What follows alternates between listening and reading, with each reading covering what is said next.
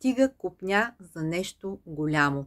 Не е необходимо да се случи нещо голямо в живота ти, за да се зарадваш и да бъдеш щастлив. Ето какво имам предвид. Аз съм Веселка Йорданова, автора на книгите от поредицата Решимост. Аз, например, сутрин, още докато си отворя очите, се сещам, че ми предстои да изпия едно ароматно кафе.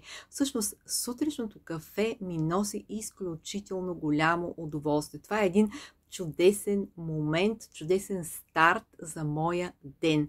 Има още много такива красиви моменти, които ми носят наслада през деня. Малки неща, които ме радват. Какво се опитвам да ти кажа?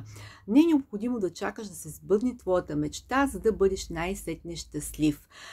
Просто опитвай се да намираш, да забелязваш и да се потапяш в десетките, дори стотиците малки неща, прекрасни малки неща, с които е изпъстрено твоето ежедневие. Търси ги целенасочено, потапяй се в тях и им се наслаждавай. Постави си го за цел.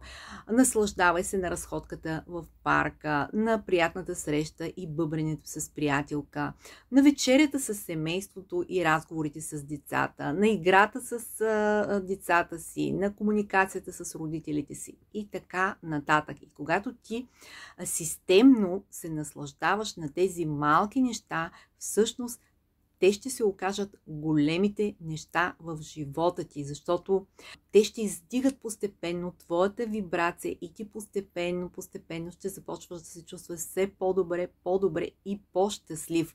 И когато ти наистина се почувстваш щастлив, тогава ще навлязат и големите неща в живота ти. Тогава ще се сбъдне и твоята голяма мечта.